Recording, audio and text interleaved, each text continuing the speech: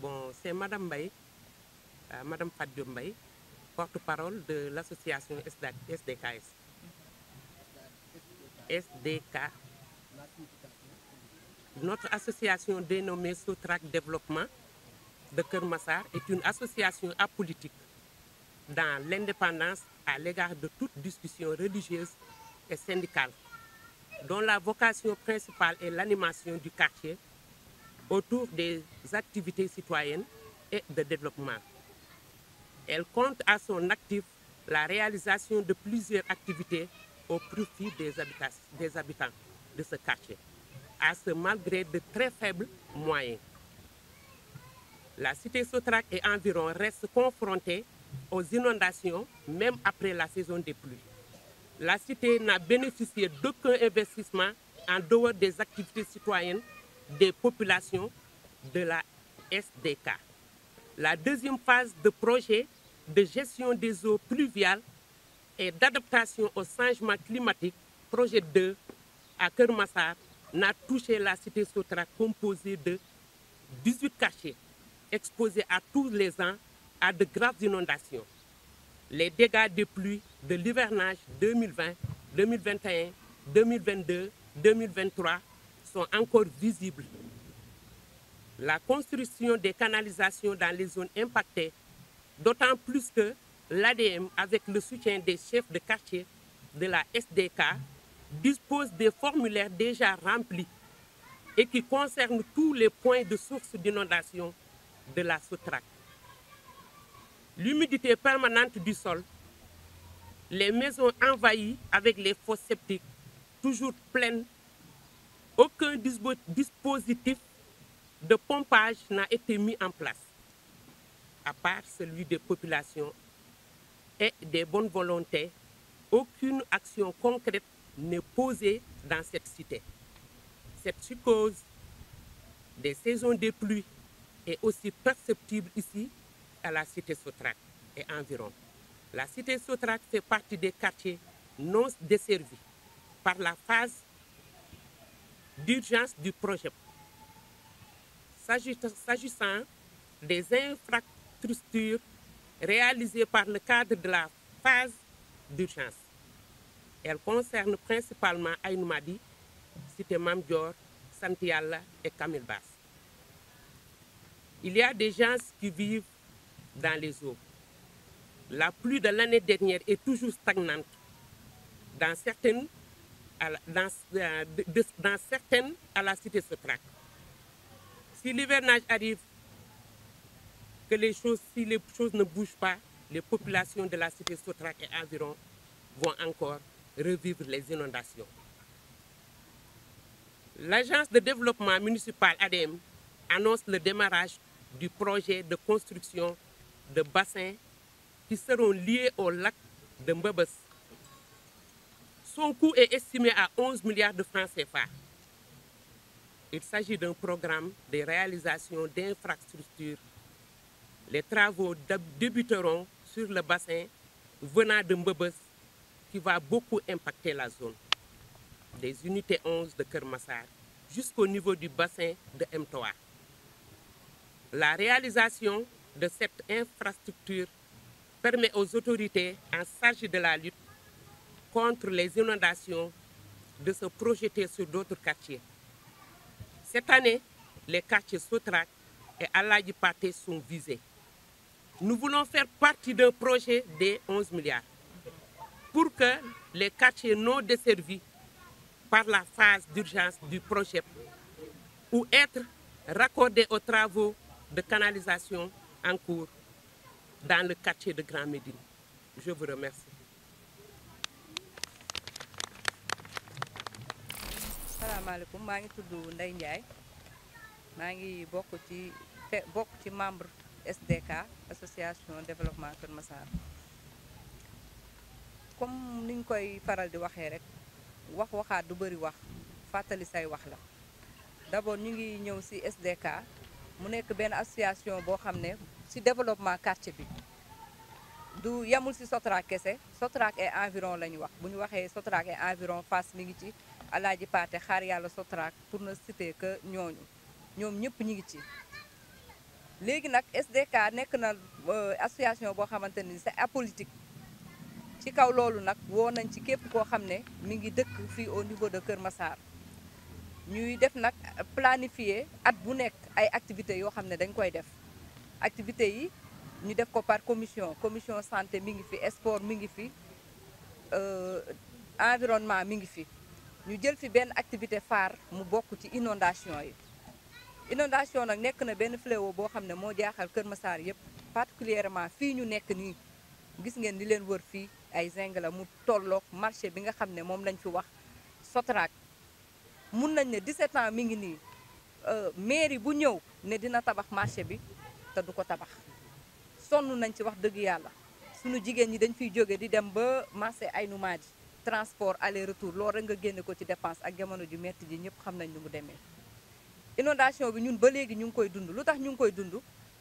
koñ yi boo ci duggee yaa ngi gis ba léegi ndox bi mi ngi fi des sama tata bi wax na ko léegi ndox maa ngi fi des fosse yi chaque 2 jours nga vider de 25 000 francs loolu benn kenn amul dooleem 2 semaines yu ne nga vider sa fosse loolu metti na metti boo xamante ni kenn mënul natt fu mu toll xale yi épanouiratuñu amuñu fu ñuy foowee ndax suñu mbedd yëpp yàqu na ci kaw loolu nag ñu taxaw seetlu ñun ñi nga xam ne ñun ñooy waa SDK àndandoo waat comme ni ñu ko doon àndandee chaque année waxoon naa ko fi dañ koy waxaat dama ne même autorité bu ñu dimbalewul ñun pare nañ ñun population bi le peu bu ñu am di ci dem di ci dimbale suñu bopp ci kaw ay cotisation ndax loolu lañ xam ci kaw cotisation yi nga xamante ni ñu ngi koy def boole suñuy dërëm ak suñuy ñaar dërëm ut suñu ay moto pompe jël sunu ay jeunes yoo xam ne ñoo engagé wu di fanaan guddeeg bëccëg pour ñu génne ndox mi loolu engagé wu nañ bu ñu gisee canalisation ak bu ñu ko gisul yëpp dañ koy def mais fekk na ne ñun dañu am sunuy droit ba pare dëkk fii Sénégal ay sénégalais lañ duñu ay guinéen duñu ay malien sénégalais lañ dañu am ay droit nekk ay citoyen fii ci biir dëkk bi li ñuy laaj nag mooy ñu boole ñu ci canalisation yi nga xamante ne nii ñëw na ba Grand Médine mu taxaw fa wax nañ fi ay 11 milliards gisuñu ci dara ñun waa Sotrac léegi nag ñu ngi interpeller état di ko wax ne Sotrac taxaw nañ temm ngir lépp loo xam ne mun nañ ko def pour canalisation yi dugg ñun dinañ ko def ndax sonn nañ ci bépp fànn nag muy xale yi muy mag ñi bu xësee ba taw sunu papa yi jàkka dematuñ fa ndax sunu jàkka dafa inondé ba instant yi ci ay travaux la ñu nekk dañuy def 3 mois duñu dem julli ji jàkka te loolu ñaaw na ci dëkk ñu nekk ak ay retraité yoo xamante ne nii seen loxo jotatu seen gannaaw amatuñu ñu leen dimbale ñu bëri abandonné nañ seen kër dem te inondation bu xësee ba jot dafa nekk loo xamante ne ni location sax dañ koy yokk pour nga génn dem 3 mois de location lañ lay laaj kon metti na ba fu metti yam kon nag ñu ngi encore une fois ñu ngi tàllalaat état loxo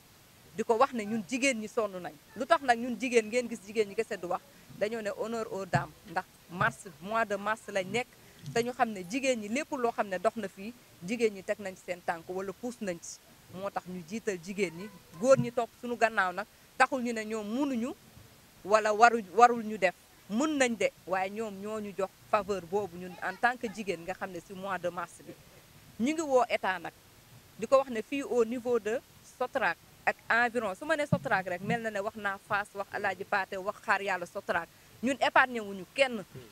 ñun ñëpp ñoo bokk li ñuy xeex ndax Sotrac bu xësee ba bloqué Fass du génn xaar yàlla du génn Alaaji Paate benn yoon bi la kon ñun ñëpp ñoo la impacté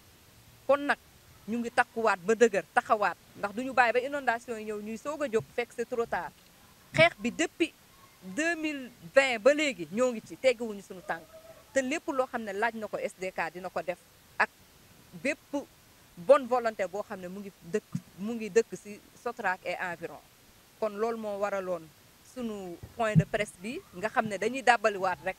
ñi ngi ci nag sunu tànk fu nekk dinañ ko fa dugal pour ñu dimbali ñu ci canalisation yii ñu wax ne mi ngi ci yoon bi di ñëw te gisuñu dañuy bañ nag ñu tëb ñu dañoo ne ñun am nañ ay droit nañ ñu jox li ñu moom ñun ñoo ko moom nañ ñu ko jox loolu lañ amoon loo xamante ne nii ñu ngi koy wax di wax ci 8 mars mi nag jigéen ñi nga xam ne ñoo nekk fii au niveau de Sotrac et environ ñu góorgóorluwaat ndax instant yi dañ ne digitalisation comme jigéen ñi portable yi ñuy jël di ci sinap ak lu nekk ñu koy def ñu xam ne portable yi mun nañ ci liggéey ñu bàyyi di foye portable yi te bàyyiwaat xel ci njaboot gi bu baax a baax a baax ñoo ngi jéggalu ci kàddu yi loolu lañ amoon loo xam ne ñu ngi leen koy wax fii au niveau de SDK.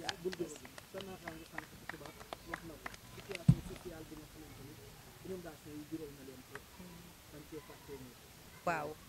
si situation sociale yi comme ni ma ko d'accord comme situation sociale bi nga wax wérgu yaram bi ñëpp wax nañ ko ñun comme li ma la wax SDK dafa am ay activités yoo xam ne dañ koy def bien vrai que am na ay situation sociale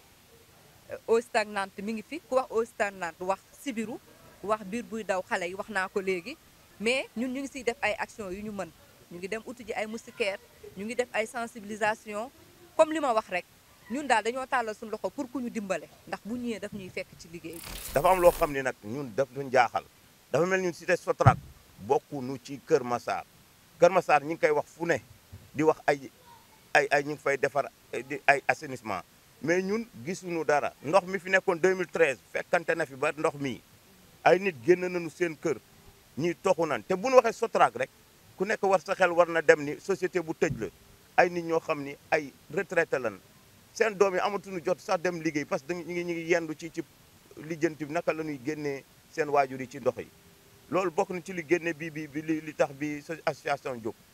dañuy dégg nag ay fonds di gis ñuy distribuer ay moto pompe mais ñuy wax point bas yëpp man li ma gën a jaaxal un jour une autorité dafa taxaw ci télé bi ni ak Kër Massar point bas yëpp fournir na ay moto pompe alors que ñun suñu jumaa ji sax laay wax resté na pare lu mat 2 mois kenn julli jiwul jumaa dans un pays boo xam ni dañuy wax ku nekk am nga ci wàll mais ñun dañu bokkul ci dëkk bi wala lan ce que nous voulons jamono bi xam na ni dans 5 mois hivernage bi ñëw nawet bi ñëw ko au moins ñu mën a am ay moto pompe comme ni ñu koy defee dans les autres sites nga xam ni alternative la le temps que ñoom ñuy defar assainissement bi ñëpp xam nañ ni assainissement état koy def te du rek baguette magique mais nag nan ñu indil ay moto pompe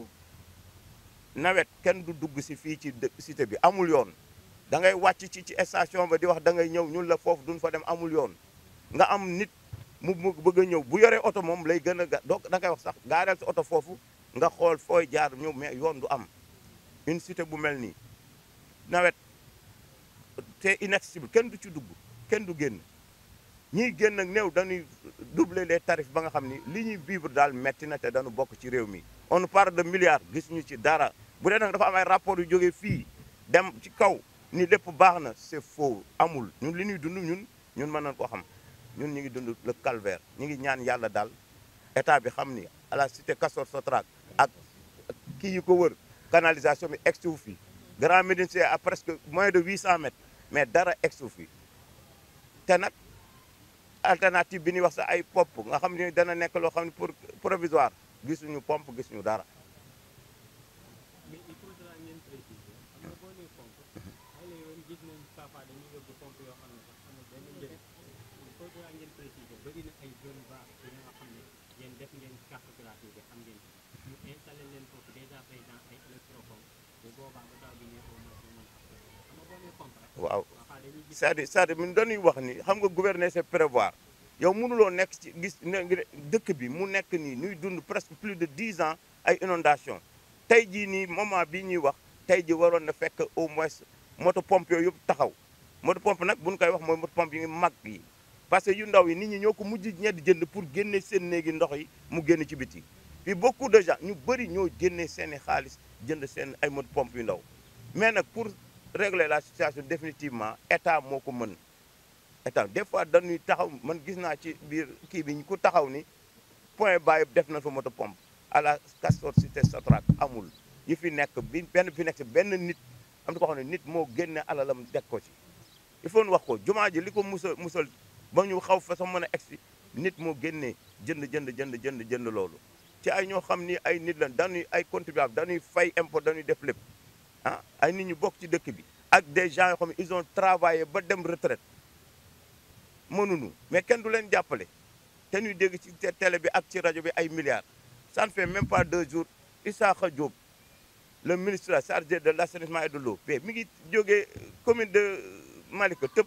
Kër Massar dem Jaxaay mais Kër Massar Sud li muy dund kenn xamu ko fi mu ne nii les 3 quartiers là presque yëpp am na kër yoo xam ne ñëpp génn nañ bu yàgg am na kër yoo xam ne sax c'est devenu inaccessible ndax barax bi ñax bi dafa kii ba nga xam ne da ngay yaakaar fii kenn dëkku fi woon te ñooñu dañu dem luy ji tey bu nu dindi woon ndox boobu ñooñu ñu dem dugg seen kër.